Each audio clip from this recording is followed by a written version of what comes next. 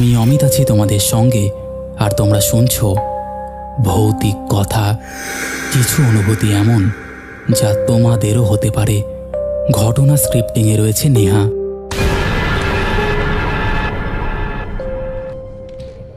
Welcome back. কেমন আছো তোমরা? আশা করছি প্রত্যেকে ভালো আছো এবং শুনতে চলে এসেছো তোমাদের অতি পরিচিত পরিবার, অতি পছন্দের পরিবার ভৌতিক কথা। ভৌতিক কথায় সকলকে স্বাগত। তোমাদের এই পরিবার অলরেডি 90,000 সাবস্ক্রাইবার ক্রস করে ফেলেছে। খুব শীঘ্রই আমাদের 1 লক্ষতেও পৌঁছাতে হবে, আর এই 1 লক্ষটা খুব তাড়াতাড়ি করে করতে হবে, যাতে করে আমাদের সিলভার প্লে বাটনটা খুব তাড়াতাড়ি চলে আসে। যাই হোক, এইসব বলে আর সময় নষ্ট করব না। আজকে তোমরা 3টে ঘটনা শুনবে। 3টে ঘটনা কী নিয়ে একদমই স্পয়লার দিচ্ছি না, তোমরা শুনলেই বুঝতে পারবে। চলো আরও কথা না বাড়িয়ে এবার আমরা শুরু করে দিই আজকের প্রথম ঘটনা। কেমন আছো অমিতদা? আমি আজ যে ঘটনাটা বলবো সেটা আমি চাইলে হয়তো ভুলে যেতে পারতাম, কিন্তু ওই রাতটার প্রতিটা মুহূর্ত, ওই শব্দগুলো আর অ্যাম্বুলেন্সের ভেতরে বসে থাকা সেই অনুভূতিটা আমার শরীরের প্রতিটা অংশে আজও গেঁথে আছে। তাই ভাবলাম ভৌতিক কথা পরিবারের সঙ্গে এটা শেয়ার করা উচিত। কারণ এটা কোনো সিনেমার গল্প নয়, কোনো বানানো রহস্য নয়, বরং একেবারে হাড় হিম করে দেওয়া অভিজ্ঞতা, যা ঘটেছিল আমার নিজের চোখের সামনে। আমার নিজের হাতে ধরা মোবাইলের আলোয় আর একটা মৃতদেহকে নিয়ে ফেরার পথে। সেই নিস্তব্ধ চাপা ভারী রাতটার ভেতরে এমন কিছু ঘটেছিল যে আমার জীবন বলতে গেলে পাল্টে দিয়েছিল। ঘটনাটা প্রায় 5 বছর আগের। তখন আমি একটা বেসরকারি হাসপাতালে অ্যাম্বুলেন্স চালাতাম। আমাদের কাজ ছিল রোগী আনা যাওয়া, কখনো রাতের বেলা ডেড বডি বাড়িতে পৌঁছে দেওয়া। এইসব কাজ নিয়েই রোজকার জীবন কাটত। কিছুই না, সোজাসাপটা কাজ। কিন্তু এক রাত সব কিছু পাল্টে দিয়েছিল। সেদিন রাত তখন প্রায় 1:20 হবে। আমি ডিউটি রুমে বসে মোবাইল স্ক্রল করছি। হঠাৎ নার্সরা এসে বলল, এক বয়স্ক মানুষ মারা গেছেন। বাড়ি খুব দূরে নয়, প্রায় 25-30 মিনিটের মতন রাস্তা। বাড়িতে পৌঁছে দিয়ে ফিরে আসলেই কাজ শেষ। আমি খুব স্বাভাবিকভাবেই গাড়িটা স্টার্ট করলাম। স্ট্রেচার তুলে ভেতরে রাখলাম। মৃতদেহটা সাদা কাপড়ে ঢাকা। পাশে একজন আত্মীয়, প্রবাবলি ছেলের মতো কেউ। সে খুব ভেঙে পড়েছিল। আমি খুব স্বাভাবিকভাবেই গাড়িটা স্টার্ট করলাম। স্ট্রেচার তুলে ভেতরে রাখলাম। মৃতদেহটা সাদা কাপড়ে ঢাকা। পাশে একজন আত্মীয়, প্রবাবলি ছেলের মতো কেউ। সে খুব ভেঙে পড়েছিল, কিন্তু তার বাড়ির লোকেরা বলেছিল সে যেন না যায়, কারণ মেডিকেল কাগজপত্র দেখা ইত্যাদি অনেক কাজ ছিল। ফলে একাই আমাকে গাড়ি চালিয়ে লাশ পৌঁছে দিতে হবে। অবশ্য তারা প্রপার অ্যাড্রেস দিয়ে দিয়েছিল। এটা আমাদের কাজে খুব স্বাভাবিক ব্যাপার। একা লাশ নিয়ে যাওয়া নতুন কিছু নয়। আমি অ্যাম্বুলেন্সের ব্যাকডোর লক করে ড্রাইভারে উঠে পড়লাম। রাতটা অদ্ভুত শান্ত ছিল। হাসপাতালের গেট পেরোনোর পর থেকেই একটা চাপা নিস্তব্ধতা। মাঝে মাঝে দূরে কুকুরের ডাকে মনে হচ্ছিল হাওয়াটা আরও শান্ত হয়ে উঠেছে। আমি রাস্তায় ঢুকলাম। রাস্তার 2 ধারে মাঝে মাঝে ঝোপঝাড়, কিছু ফাঁকা জমি। পুরো এলাকা রাতের বেলায় বেশ অন্ধকার দেখায়, কিন্তু বিব্রত বা ভীত হওয়ার কোনো কারণ তখনও ছিল না। অ্যাম্বুলেন্সের পেছনে মৃতদেহ থাকা আমাদের জন্য খুব স্বাভাবিক ব্যাপার, কিন্তু অদ্ভুত জিনিসটা শুরু হয় রাস্তার একটা মোড় ঘোরার পর। হঠাৎ মনে হলো অ্যাম্বুলেন্সের পেছনের গাড়ির সিটে যেন হালকা একটা শব্দ হলো, যেন স্ট্রেচারের চাকা নড়ে গেল। প্রথমে ভাবলাম ব্রেক করার সময় নড়ে গেছে, তাই গুরুত্ব দেইনি। কিন্তু কিছুক্ষণ পর আবার শব্দ হলো, এবার একটু বেশি জোরে, টকটক, যেন পেছনের কাঠের কিছু একটা ঠকে উঠল। আমি হেডলাইটের আলোয় সামনের রাস্তায় চোখ রেখে একটু সাইড মিররে তাকালাম, কিন্তু অন্ধকার ছাড়া কিছুই দেখা গেল না। হঠাৎ মনে হলো আলোটা জ্বলে উঠেছে, আবার নিভে যাচ্ছে। অ্যাম্বুলেন্সের ভেতরের বাতিটা তো বন্ধই ছিল, কিন্তু তবুও মনে হচ্ছে ভেতরে কোথাও যেন একটা অস্পষ্ট আলো ঝলসে উঠছে, আবার মিলিয়ে যাচ্ছে কোথাও। আমি সাইডে গাড়িটা থামালাম, নেমে পেছনের দরজা খুললাম। ভেতরে সব ঠিকই আছে, কাপড়টা আগের মতোই ঢাকা, স্ট্রেচার ঠিক জায়গায়, কোনো আলো নেই, কোনো নড়াচড়াও নেই। মনে হলো হয়তো আমরাই ভুল শুনেছি। কিন্তু দরজা বন্ধ করার আগেই হঠাৎ কাপড়ের ভেতর থেকে খুব আস্তে, খুব সূক্ষ্মভাবে একটা দীর্ঘ নিঃশ্বাস ফেলার মতন শব্দ পেলাম।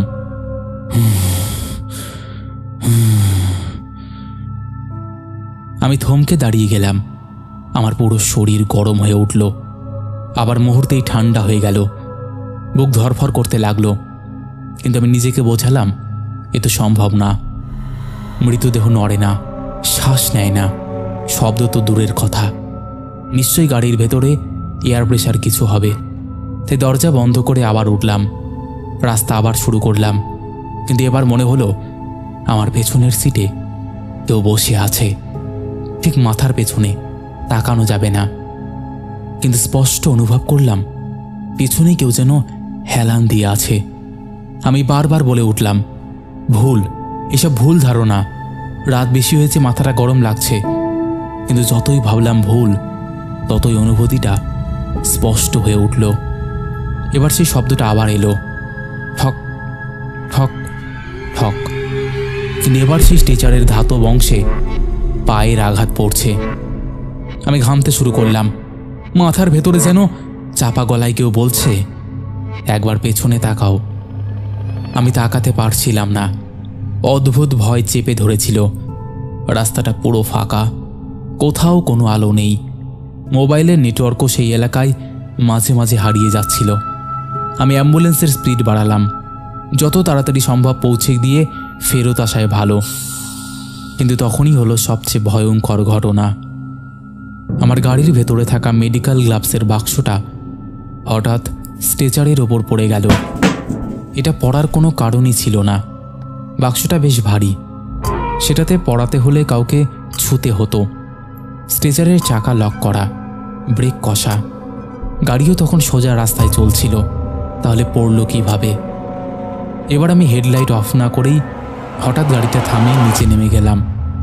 পেছনের দরজা খুলতেই আমার মনে হলো কাপড়ের নিচে থাকা শরীরটা যেন একটু বাঁকানো, একটু বেঁকে গেছে। যেভাবে রেখেছিলাম তার থেকে আলাদা। আমার মুহূর্তের মধ্যে শরীরটা ঠান্ডা হয়ে গেল। কাপড়টা একটু উঠিয়ে দেখতে ইচ্ছে করছিল, কিন্তু একই সঙ্গে একটা গভীর ভয় আমাকে আটকে দিচ্ছিল। মনে হচ্ছিল আমি যদি কাপড়টা একটু ওপরে ওঠাই, তাহলে এমন কিছু দেখব যেটা আমি সারা জীবন ভুলতে পারবো না। তবু আমি কাপড়টা ছুঁতেই যাচ্ছিলাম। ঠিক তখনই কাপড়ের নিচ থেকে খুব পরিষ্কারভাবে স্পষ্ট কণ্ঠে একটা শ্বাসরুদ্ধ ভাঙা গলায় উচ্চারণ ভেসে এলো, ঠান্ডা, যেন কেউ কষ্টে বেঁচে থাকার চেষ্টা করছে। আমি হাত ছড়িয়ে পিছিয়ে গেলাম। মনে হলো বুকের ভেতর হৃৎপিণ্ডটা ছিঁড়ে বেরিয়ে আসবে। আমি লাফিয়ে দরজা বন্ধ করে ড্রাইভারের সিটে উঠে গাড়ি চালাতে লাগলাম, যত জোরে পারি। রাস্তা যেন তখন কাঁপছিল, গাড়িটা দুলছিল। আমি শুধু ভাবছিলাম কখন বাড়ি পৌঁছাবো। তখনই আয়নার মধ্যে হঠাৎ দেখলাম পেছনের সিটে সাদা কাপড়ে ঢাকা একটা অবয়ব হেলান দিয়ে বসে আছে। কাপড়টা পুরোপুরি ঢাকা, কিন্তু মানুষের মতোই সোজা হয়ে বসে আছে, একদম স্থির। আমি আয়না ঘুরিয়ে দিলাম। আমার হাত কাঁপছিল, কিন্তু অবয়বটা আবার শব্দ করতে লাগলো। এবার খুব ধীর ভাঙা স্বরে শুনলাম, বাবা বাবা বাড়ি, বাবা বাবা বাড়ি, বাবা বাবা বাড়ি। আমি চোখ বন্ধ করে গাড়ি চালাতে লাগলাম। 5 মিনিট রাস্তা বাকি ছিল, কিন্তু সেই 5 মিনিট আমার কাছে 5 ঘন্টার মতো লাগছিল। অবশেষে বাড়ির সামনে পৌঁছে গেলাম। সেখানে কয়েকজন অপেক্ষা করছিল। দরজা খুলতেই দেখলাম স্ট্রেচার আগের মতোই শোয়া, একদম সোজা, কাপড়ের নিচে চুপচাপ, কোনো নড়াচড়া নেই। তারা কোনো শব্দ শুনতে পেল কি না জানি না, কিন্তু আমি কাপড় ধরে তুলতেই দেখলাম মৃত মানুষের আঙ্গুলের ডগায় কাদা লেগে আছে। অথচ হাসপাতালে পৌঁছানোর আগেই লোকটা মারা গিয়েছিল। লাশ সোজা উঠি থেকে স্ট্রেচারে, কোনো কাদায় থাকার প্রশ্নই ওঠে না। আমি কিচ্ছু বলিনি। লাশ হস্তান্তর করে ফিরে এলাম, কিন্তু অ্যাম্বুলেন্সে ওঠার আগে আমি পরিষ্কার দেখলাম স্ট্রেচারের ধাতব রডে আঁচড়ের দাগ, একদম মানুষের নখের মতন। তারপর থেকে আমি কোনোদিনও রাতের বেলায় একা লাশ নিয়ে যায়নি, ড্রাইভারের কাজও ছেড়ে দিয়েছি। আমি এতদিন পর তোমাকে বললাম কারণ তুমি বিশ্বাস করবে, তোমার কাছে অনেক ঘটনা যায়। তুমি বলেওছো যে বিশ্বাস অবিশ্বাস সেটা একান্তই ব্যক্তিগত ব্যাপার, তাই তোমাকে বলার সাহস পেলাম। যদি ভালো লাগে অবশ্যই পড়ে শুনিও। আমার জীবনে আরও অনেক ঘটনা আছে, আমি তোমাকে পাঠাবো। ভালো থেকো অমিত, সুস্থ থেকো। তো বন্ধুরা, এই অ্যাম্বুলেন্সে করে লাশ নিয়ে যাওয়ার ঘটনা এই পরিবারে আগেও এসেছে। ঘটনাগুলো শুনলেই কেমন গায়ে শিরশির করে। লাশবাহী গাড়ি করে লাশ নিয়ে যাওয়ার ঘটনা তো তোমরা শুনেইছ। অ্যাম্বুলেন্সে করে লাশ নিয়ে যাওয়ার ঘটনাটা খুব রেয়ার, কারণ অ্যাম্বুলেন্সে করে চট করে লাশ নিয়ে যাওয়া হয় না। যখন অ্যাভেলেবেল থাকে না লাশবাহী গাড়ি, তখন নিয়ে যাওয়া হয়। যাই হোক, এই ছিল প্রথম ঘটনা। তোমাদের কেমন লেগেছে অবশ্যই জানিও। তোমরা তো এমন টাইপের ঘটনা শুনতে ভালোবাসো। যাই হোক, তোমরাও যদি এমন ঘটনা শেয়ার করতে চাও তাহলে অবশ্যই আমাদের সাথে কন্ট্যাক্ট করতে পারো।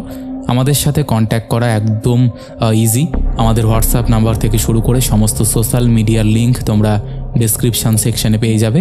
আর দেরি কিসের, তোমরা কন্ট্যাক্ট করে নিও। চলো আর কথা না বাড়িয়ে এবার আমরা শুরু করে দিচ্ছি পরের ঘটনা। হ্যালো অমিতদা, কেমন আছো? আমি রতন। আমার বাড়ি নদীর ধারে। তো নদীর ধারে জন্ম আর নদীর সঙ্গেই বড় হয়ে ওঠা একজন সাধারণ জেলে ঘরের ছেলে। আজ যে ঘটনাটা বলতে বসেছি সেটা প্রায় 6-7 বছর আগের, কিন্তু আজও রাত হলেই সেই ঘটনার কথা মনে পড়ে গাটা কাঁপিয়ে ওঠে। কারণ মানুষ যা চোখে দেখে তা যতই ভয়ঙ্কর হোক এক জায়গায় গিয়ে ব্যাখ্যা করা যায়, কিন্তু মানুষ কিছু দেখেও যদি বুঝতে না পারে সেটা মানুষ কিনা ছায়া নাকি সম্পূর্ণ অন্য কোনো অস্তিত্ব, তখন যে ভয়টা শরীরের মধ্যে ঢুকে পড়ে সেটা কথায় বলে বোঝানো যায় না। আর আমার ঘটনাটা সেই দিক থেকেই সবচেয়ে অস্বস্তিকর, কারণ আমি বহুবার রাতের নদীতে নেমেছি। ঝড়, বৃষ্টি, পূর্ণিমা, অমাবস্যা সব দেখেছি। নদীর রুদ্রমুখী গর্ত, স্রোত, রাক্ষসে ঘূর্ণি সব কিছুই আমার চেনা ছিল। কিন্তু এই রাতের পর থেকে আমি আজও অন্ধকার নদীর ওপর তাকাতে পারি না। মনে হয় যেন কোথাও থেকে কেউ তাকিয়ে আছে। জল নিস্তব্ধ থাকলেও মনে হয় গভীর তলার অন্ধকারে কিছু একটা নড়ছে, কিছু একটা অপেক্ষা করছে। যাই হোক, সেদিনটা ছিল শীতকাল, ডিসেম্বরের শেষ সপ্তাহ। নদীর পানি ছিল বরফ ঠান্ডা আর রাত ছিল চাঁদহীন। কুয়াশা নেই ঠিকই, কিন্তু একটা ধোঁয়াশে অন্ধকার চারিদিককে এমনভাবে চেপে ধরেছিল যে মনে হচ্ছিল নদী যেন নিজের গলা চেপে ধরে আছে। চারিদিকে অদ্ভুত একটা নীরবতা। দূরে দু একটা কুকুরের ডাক শোনা যাচ্ছিল। নৌকা নিয়ে নদীর বুকে নামার কারণ ছিল সেদিন বড় সাইজের বোয়াল মাছ পাওয়ার সম্ভাবনা বেশি।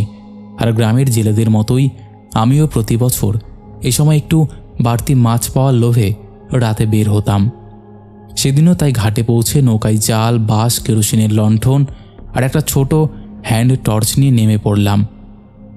আমার সঙ্গে আর কেউ ছিল না, কারণ সেদিন গ্রামের আরেকটা জেলে অসুস্থ ছিল আর অন্য দুজন কোথাও কাজে গিয়েছিল, তাই একাই নামতে হলো। যদিও আমার একা নেমে যাওয়াটা খুব একটা অস্বাভাবিক কিছু না, কারণ রাতে মাছ ধরা মানেই নীরবতা, আর আমি সেই নীরবতাকেই পছন্দ করতাম, অন্তত এই রাতের আগে পর্যন্ত। যাই হোক, নৌকা ধীরে ধীরে মাঝ নদীর দিকে এগোতেই একটা অদ্ভুত ব্যাপার খেয়াল করলাম। স্রোতটা অস্বাভাবিকভাবে ধীর। নদী যেন চুপ করে বসে আছে।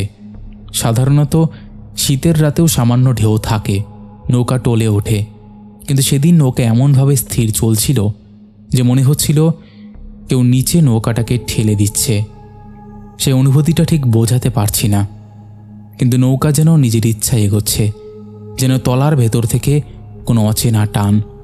কিন্তু আমি ব্যাপারটা প্রথমে গুরুত্ব দিলাম না, ভেবেছিলাম নিজেরই ভুল ধারণা।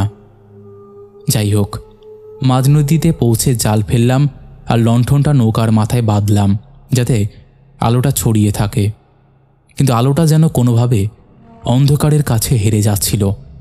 সাধারণত লণ্ঠনের আলো জল ছুঁয়ে ছড়িয়ে পড়ে, একটা হলুদ বৃত্ত তৈরি করে, কিন্তু সেদিন সেই বৃত্তটা তৈরি হচ্ছিল না। আলো যতই জলের উপর পড়ছে ততই যেন শুষে নিচ্ছে অন্ধকার, যেন নদী আলো খাচ্ছে।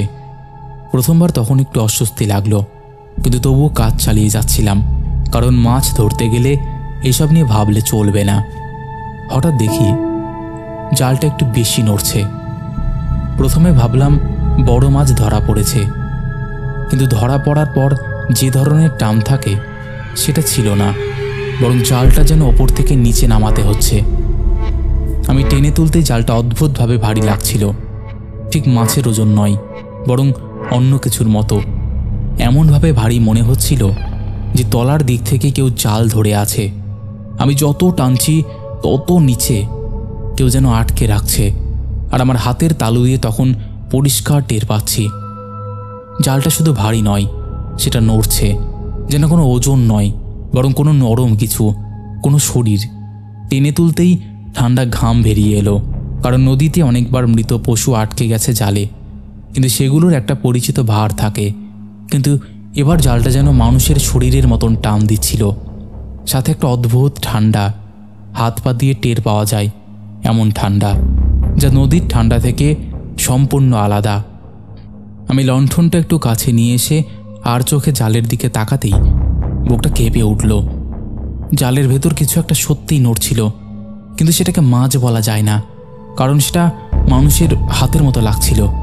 হ্যাঁ, জালের মধ্যে একটা কালো চিকন হাতের মতো কিছু ওপরের দিকে উঠতে চাইছিল, যেন কেউ উঠে আসতে চাইছে, কিন্তু পুরোটা স্পষ্ট দেখতে পাচ্ছিলাম না। লণ্ঠনের আলো সেই অদ্ভুত অন্ধকারে একদমই কাজ করছিল না। তাই প্রথমবার মনে হলো নৌকাটা ফেরত নেওয়া উচিত, কিন্তু আবার একটা কৌতূহল আর জেলের মানসিকতা, জাল ছেড়ে আসলে ক্ষতি হবে। তাই শেষবারের মতন টান দিলাম, আর সেই মুহূর্তে একটা অদ্ভুত শব্দ শুনলাম। শব্দটা মানুষের নিঃশ্বাসের মতো, কিন্তু অস্বাভাবিক ভার, যেন জলতলার ভেতর থেকে কেউ নিঃশ্বাস ফেলছে। সেই নিঃশ্বাসটার শেষে একটা ভেজা গঙানির মতন শব্দও ছিল, যেটা জীবিত কোনো মানুষের পক্ষে সম্ভব নয় দেওয়া। হঠাৎ জালটা এমনভাবে নড়ে উঠল যে নৌকা কাঁপল। আমি ভয় পেয়ে হাত ছেড়ে দিলাম, আর জালটা সোজা নিমিষে জলের নিচে অদৃশ্য হয়ে গেল। আমি টর্চটা ফেলে দিয়ে তাকাতেই দেখি জলের ওপর গোল গোল বুদবুদ উঠছে, আর সেই বুদবুদের ফাঁকে অদ্ভুত ঠান্ডা বাতাস বেরোচ্ছে, যেন কেউ ঠিক নৌকার তলার জায়গা থেকে নিঃশ্বাস ফেলছে। আমি তখন ব্রত ভেঙে দাঁড়িয়ে গেলাম। বুক তখন ধুকপুক করছে। মনে হচ্ছিল ওই রাতটা নদী আমাকে ফেরত পাঠাবে না। ঠিক তখনই দূরে নদীর অন্য পাড়ে একটা ক্ষীণ আলো দেখা গেল। আলোটা প্রথমে ছোট ছিল, তারপর ক্রমে বড় হতে লাগলো, যেন কেউ লণ্ঠন নিয়ে দাঁড়িয়ে আছে। কিন্তু অদ্ভুত ব্যাপার হলো, নদীর ওই পাড়টা বহুদিন আগেই ভেঙে গিয়েছিল। সেখানে কোনো বাড়িও নেই, কোনো পথ নেই, মানুষ যায় না। অথচ আলোটা এমনভাবে থেমে দাঁড়িয়ে রইল যেন কেউ আমাকেই দেখছে। আমি চোখ কুঁচকে তাকালাম, মনে মনে ভাবলাম হয়তো কেউ আগুন জ্বালিয়েছে। কিন্তু পরক্ষণেই আলোটা নড়ে উঠল। হ্যাঁ, আলোটা হাঁটছিল মানুষের মতো করে, কিন্তু কখনো মানুষের ছায়া দেখা যাচ্ছিল না, শুধু একটা লণ্ঠন যেন বাতাসে ভাসছে। আর তখনই আমার চোখে পড়ল অন্য জিনিস। নদীর মাঝখানে আমার নৌকার ডান দিকে জল অদ্ভুতভাবে গোল হয়ে ঘুরছে, আর সেই ঘূর্ণির ভেতর থেকে ধীরে ধীরে কোনো একটা লম্বা অবয়ব উঠে আসছে। আমি ঠিক তখনই বুঝলাম বিপদ ঠিক সামনে। অবয়বটা এতটাই ধীর আর নিস্তব্ধভাবে উঠছিল যেন মনে হচ্ছিল সেটা নিজের শরীর নয়, বরং ছায়া টেনে তুলছে। মাথা নেই, গলা নেই, শুধু একটা মানুষের মতন দাঁড়ানোর ভঙ্গি আর ভেজা কাপড়ের মতন ঝুলে থাকা অঙ্গ প্রত্যঙ্গ। আমি টর্চের আলো ফেলতেই কিছুই দেখা গেল না। আলো যেন তার শরীরে পড়েই নিভে গেল। আমি তখন হাত কাঁপতে কাঁপতে বইটা ধরলাম, কিন্তু তখনই নৌকার তলায় জোরালো ধাক্কা লাগলো, যেন নিচ থেকে কেউ মেরে উঠল। নৌকা দুলে উঠল, লণ্ঠনটা কেঁপে কেঁপে নিভে গেল, আর আমি অদ্ভুতভাবে অন্ধকারে ডুবে গেলাম। ভয়ের মাঝে যে অন্ধকার থাকে, এটা তার থেকেও গভীর ছিল, কারণ এই অন্ধকারের মধ্যে আমি নিঃশ্বাসের শব্দ শুনতে পাচ্ছিলাম, ঠিক নৌকার তলার নিচে। কোনো মানুষের মতো নয়, যেন গলার ভেতরটা জলে ভরা অবস্থায় কেউ কষ্ট করে শ্বাস নিচ্ছে। তখন একটা ঠান্ডা হাতের ছোঁয়া পেলাম নৌকার বাদিক থেকে। সত্যি হাত নাও হতে পারে, কিন্তু সেই অনুভূতিটা এতটাই মানুষের মতন ছিল যে আমি এক মুহূর্তও ভাবিনি। সোজা বৈঠা নিয়ে জোরে পানি কাটতে লাগলাম। নৌকা দুলছিল, তলার দিকে ধাক্কা আরও জোরে লাগছিল এবং আমি তখন প্রায় নিশ্চিত ছিলাম কেউ বা কিছু নৌকার তলার ঠিক নিচে লেগে আছে, আমাকে নিয়ে কোথাও টানছে। যখন কিছুটা এগিয়ে গেছি তখন হঠাৎ নৌকার পেছনে কেমন একটা ভারী শব্দ হলো, যেন কেউ লাফ দিয়ে উঠল বা উঠে বসলো। আমি পেছনে তাকাতে সাহস করিনি, কিন্তু আমার ঘাড় দিয়ে ঠান্ডা নিঃশ্বাসের মতন কিছু বয়ে গেল। একটা ভেজা কাঁচা গন্ধ, মাছের পচা গন্ধ, জলের নিচে বহুদিন ভিজে থাকা মৃতদেহের গন্ধ। আর ঠিক সেই সময়ে আমার কানের কাছে খুব আস্তে একটা শব্দ শোনা গেল, থামা। শব্দটা জল মেশানো, গলাটা ভাঙা, আর এতটাই কাছে মনে হচ্ছিল যে কেউ আমার ঘাড়ের উপর মুখ রেখে বলছে। আমি তখন প্রাণপণে বৈঠা মারছিলাম, কারণ নদীর ঘাটটা খুব বেশি দূরে ছিল না। কিন্তু তখনই অনুভব করলাম পেছনের সিটে বসে থাকা জিনিসটা নড়ছে, ধীরে ধীরে সামনে আসছে, নৌকার কঞ্চিগুলো কেঁপে কেঁপে শব্দ করছে। আর তখনই আমি হঠাৎ বুঝলাম নৌকা স্বাভাবিক গতিতে এগোচ্ছে না। কোনোভাবেই আমি এত জোরে বৈঠা মারলেও নৌকা এত দ্রুত চলার কথা নয়। কিন্তু নৌকা যেন সামনে ঠেলে নিয়ে যাচ্ছে কেউ আমাকে নদীর ঘাটের দিকে পৌঁছে দেওয়ার জন্য নয়, বরং কোনো জায়গা থেকে দূরে সরিয়ে নেওয়ার জন্য আসছে। কয়েক সেকেন্ড পরে আমি দূর থেকে ছাপার মতন শব্দ পেলাম। গ্রামের ঘাটে কয়েকজন মানুষ তর্ক করছে। ওই শব্দটাই যেন আমাকে বাঁচিয়ে দিল, কারণ হঠাৎ পেছনের সেই ঠান্ডা নিঃশ্বাসের চাপটাও কমে গেল আর নৌকাটা এক ঝটকায় হালকা হয়ে গেল, যেন দাঁড়ানো কেউ হঠাৎ জলের নিচে নেমে গেল। আমি পেছনে তাকালাম না, সাহস হয়নি, শুধু বৈঠা চালিয়ে ঘাটের দিকে এগোতে থাকলাম। আর তখনই চোখের কোণা দিয়ে দেখলাম নৌকার পেছনে জল অদ্ভুতভাবে কালো হয়ে ঘুরছে। একটা গাঢ় ছায়া ধীরে ধীরে নিচে নামছে, ঠিক মানুষের দাঁড়ানোর ভঙ্গিতে, মাথা নিচু, হাত দুটো নিচে ঝুলে। আর সেই ছায়াটার নিচে নেমে যাওয়ার সময় একটাও ঢেউ সৃষ্টি করল না। নদী নিস্তব্ধ। আমার হাত পা গলা শুকিয়ে কাঠ, আর শ্বাস নিতেও কষ্ট হচ্ছিল। গ্রামের দু একজন বলল, এই অন্ধকার নদীতে একা কেন গিয়েছি? আমি তাদেরকে কিচ্ছু বলিনি। তারা কখনোই বিশ্বাস করতো না, এবং আজও যখন একা নদীর ধারে দাঁড়াই তখন মনে হয় নদীর তলা থেকে সেই ভেজা নিঃশ্বাসটা আমাকে আবারও গ্রাস করবে, আবারও মনে হয় আমার পিছু নেবে। জানি না এই ঘটনাটা আমার সাথে কেন ঘটলো এবং কী জন্য ঘটলো, কিন্তু এই ঘটনাটা শুনে যে কেউ বলবে এরকম আবার হয় নাকি, কিন্তু আমি বলছি আমার রন্ধ্রে রন্ধ্রে এই ঘটনাটা মিশে আছে, এর একটা কোনাও মিথ্যে না। যারা ভাবছো এটা বানানো বা মিথ্যে, তাদেরকে বলবো তারা যেন তার পরিচিত যে নদীতে মাছ ধরে রাত্রিবেলা তার কাছে জিজ্ঞেস করে, তার সঙ্গে কত এরকম অদ্ভুত ঘটনা ঘটে সেই বলতে পারবে। জাস্ট একবার জিজ্ঞেস করে দেখো, তারা নিজে থেকে কিছু বলবে না, বাট তুমি জিজ্ঞেস করেই দেখো, তুমি অবাক হয়ে যাবে যে এইরকম কিছু ঘটতে পারে। যাই হোক, এই ছিল ঘটনা। আশা করছি যদি ভালো লাগে অবশ্যই পড়ে শুনিও। তো বন্ধুরা, এই ছিল নদীতে মাছ ধরতে গিয়ে ঘটে যাওয়া একটা অদ্ভুত ঘটনা, একটা ভয়ঙ্কর ঘটনা। এই ঘটনাটাই কী হলো আমি নিজেও বুঝলাম না। সেটা কি ছিল? মানুষ, লাশ, কোনো অবয়ব, কোনো ভূত, কোনো প্রেত? আইডেন্টিফাই করতে পারলাম না। তোমরাই বলো সেটা কী ছিল। যাদের এইসব নদীর অভিজ্ঞতা আছে তারা জানিও কী ছিল। আর বিশ্বাস করা না করাটা সেটা তো একান্তই শ্রোতাদের উপর নির্ভর করে। তবু আমি বলবো, ভৌতিক কথা কোনো রকম অন্ধবিশ্বাস, কোনো রকম কুসংস্কার বা কোনো রকম নেগেটিভিটিকে প্রশ্রয় দেয় না। ভৌতিক কথার কাজ শুধুমাত্র মানুষের জীবনে ঘটে যাওয়া ঘটনা সবার সামনে তুলে ধরা, নচেত আর কোনো উদ্দেশ্য নেই। তাই যারা বিশ্বাস করছো না তারা অবশ্যই এগুলোকে এন্টারটেইন হিসেবেই নিয়ে নাও। চলো এবার আমরা শুরু করে দিই পরের ঘটনা। হ্যালো অমিতদা, কেমন আছো? আশা করি ভালোই আছো। আজ যে ঘটনাটা তোমাকে বলতে চলেছি সেটা আমার জীবনে এমনভাবে গেঁথে গেছে যে এখনও যখন রাস্তা দিয়ে বাইকে ফিরি তখন পেছনের সিটে কে বসে আছে সেটা না দেখেই আমার গাটা শিউরে ওঠে। আমি সত্যি বলছি অমিতদা, এই ঘটনাটা আমি কোনোদিনও কাউকে বলিনি, কারণ এইসব বললে আমি ফেলনার পাত্র হয়ে যাব, আমার ওপর লোকে হাসবে, আর কেউ যদি বিশ্বাস না করে তাহলে মনে হবে আমি বেকার বলছি। কিন্তু ঘটনা যেটা ঘটেছিল আমি চাইলেও ভুলতে পারতাম না, কারণ সেই রাতটার পর আমি বদলে গেছি। বাইকে একা ফিরতে আমার এখনও অস্বস্তি লাগে রাত্রেবেলা। যাই হোক, ঘটনাটা শুরু করি। ঘটনাটা ছিল মোটামুটি বছর 8 আগের। তখন আমি চাকরি করতাম পাহাড়ের একটা ছোট্ট শহরে, যেখানে দিনের আলোটা খুব সুন্দর হলেও রাতটা অদ্ভুত নিস্তব্ধ আর ভারী। অফিস থেকে বাড়ি ফিরতে প্রায় 12 কিলোমিটার মতন একটা পাহাড়ি রাস্তা পাড়ি দিতে হতো। রাস্তাটা খুব ভালো নয়, যেখানে সেখানে বাঁক, বড় বড় পাথর আর রাস্তার ধারে পুরনো চা বাগানের মতন অন্ধকার গাছগাছালি। সেদিনও প্রত্যেক দিনের মতোই আমি অফিস থেকে বেরোলাম।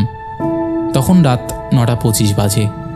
অফিসের সামনে কয়েকটা আলো ছিল বলে চারপাশ এতটা অন্ধকার লাগছিল না, কিন্তু পাহাড়ি শহরে 9টা বাজলেই বাজার একেবারে শান্ত হয়ে যায়, দোকানপাট সব বন্ধ হয়ে যায় এবং এক ধরনের অচেনা ঠান্ডা হাওয়া বইতে থাকে। আমি বাইকটা স্টার্ট করলাম, হেলমেট পরলাম, তারপর আস্তে আস্তে সোজা রাস্তায় নামলাম। শুরুটা বেশ ভালোই ছিল, কিন্তু শহর ছাড়িয়ে ঠিক 5 মিনিট পরে রাস্তা একেবারে ফাঁকা হয়ে গেল।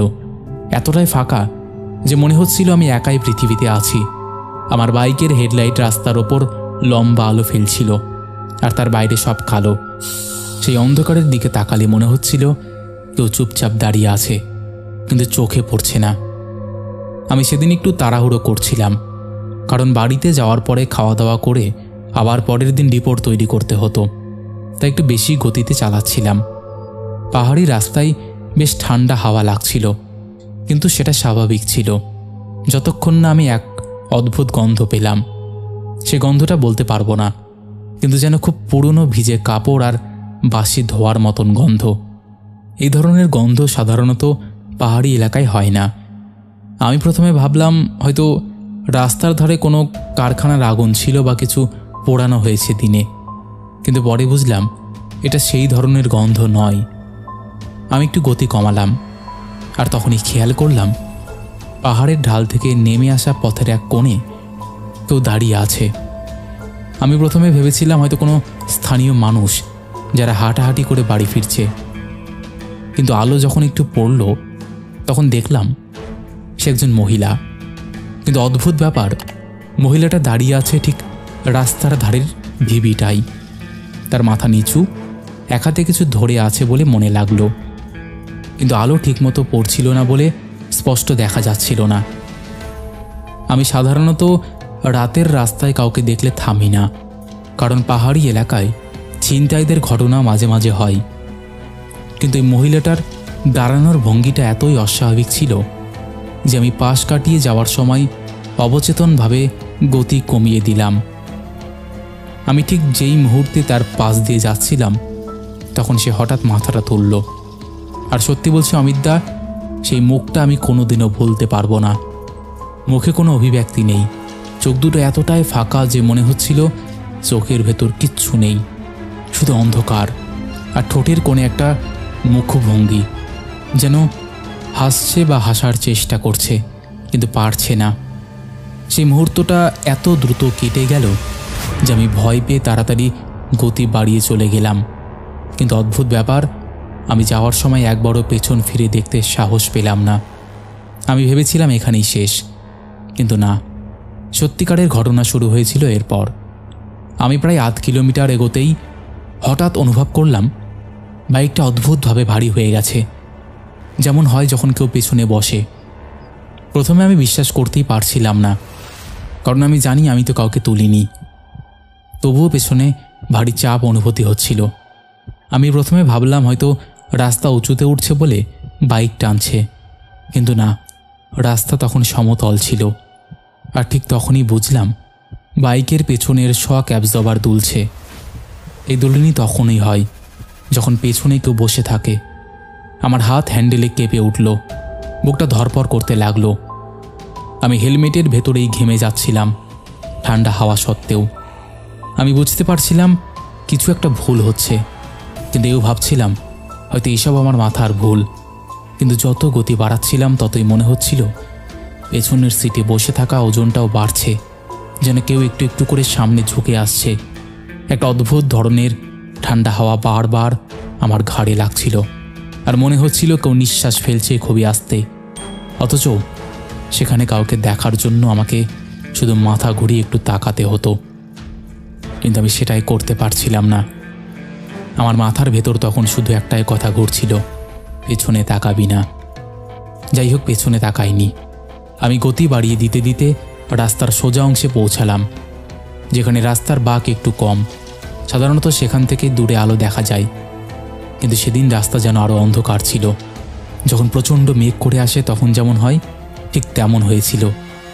আমি মনে মনে ভাবলাম, যতক্ষণ না বাড়ির কাছাকাছি যাচ্ছি ততক্ষণ থামব না। কিন্তু ঠিক তখনই অনুভব করলাম কিছু একটা আমার বাম কাঁধে ছুঁয়ে গেল। খুব হালকা, কিন্তু এতটাই স্পষ্ট যে ভুল হওয়ার সুযোগ নেই। যেন কেউ আঙ্গুল দিয়ে আস্তে করে কাঁধে ছুঁয়ে দিল। আমি হঠাৎই ঢোক গিললাম, হাত কেঁপে উঠল। বাইকটা একটু দুলেও গেল, কিন্তু সামলে নিলাম। আমি তখন আর চালাচ্ছিলাম না, শুধু পালাচ্ছিলাম। আমি যত দ্রুত সম্ভব রাস্তা বেরোচ্ছিলাম, কিন্তু সেই স্পর্শের পর অনুভব করলাম যেন পেছনে বসে থাকা জিনিসটা একটু নড়ে উঠল, যেন জায়গা ঠিক করছে। এটা ভাবতেই আমার মেরুদণ্ড দিয়ে বরফ নামার মতন ঠান্ডা হয়ে গেল। ঠিক তখনই আর একটা ঘটনা ঘটল। হঠাৎ মনে হলো আমার হেলমেটের ঠিক পেছনে কানের পাশে কেউ খুব আস্তে করে হাসছে। কোনো শব্দ নেই, শুধু অনুভূতি, যেন কারোর ঠোঁট খুব কাছে। সেই মুহূর্তে আমি এতটাই ভয় পেয়ে গেলাম যে প্রায় অজ্ঞান হওয়ার মতন অবস্থা। কিন্তু বাইক থামালে যে কি হবে সেটা ভাবতে পারছিলাম না। আমি গতি বাড়িয়ে প্রায় উড়ে চলছিলাম, আর বাইক যত চলছিল তত মনে হচ্ছিল পেছনে থাকা অদৃশ্য যাত্রীটা আমার পিঠের আরও কাছে ঝুঁকে আসছে। ঠিক তখনই রাস্তার একটা ছোট্ট ব্লাইড টার্ন পেরোতেই একটা লোডেড জিপ আলো জ্বালিয়ে সামনের দিকে চলে গেল। সেই হেডলাইটের আলো এক মুহূর্তের জন্য আমার পেছনের সিটে পড়ল, আর ঠিক সেই মুহূর্তে আমি রিয়ার ভিউ মিররের কোণ দিয়ে একটা অবয়ব দেখতে পেলাম। মাত্র আধ সেকেন্ড, কিন্তু সেই আধ সেকেন্ডই আমার জীবনটাকে চিরজীবনের মতন বদলে দিয়েছে। আমি দেখলাম পেছনে কেউ বসে আছে, কিন্তু মানুষ নয়। সেই অবয়বটা যেন কুঁকড়ে বসে আছে। মুখটা দেখা যাচ্ছিল না, শুধু মাথার উপর লম্বা ভেজা চুল, অন্ধকারে গা মিশে যাওয়া একটা শরীর, আর হাত দুটো আমার সিটের দুই পাশে চেপে ধরে রাখা, যেন আমি যদি থামি তবে সে নেমে আসবে। আমি আর দেখতে চাইনি। আমার চোখে জল চলে এসেছিল ভয় আর বাতাসের চাপে। আমি আর কিচ্ছু বুঝিনি, শুধু বাইকটা যত জোরে সম্ভব চালাতে লাগলাম। শেষমেশ যখন আমার কলোনির গেটের আলো চোখে পড়ল, তখন হঠাৎ অনুভব করলাম পেছনের ওজনটা নেই, একদমই নেই, যেন মুহূর্তের মধ্যে উধাও।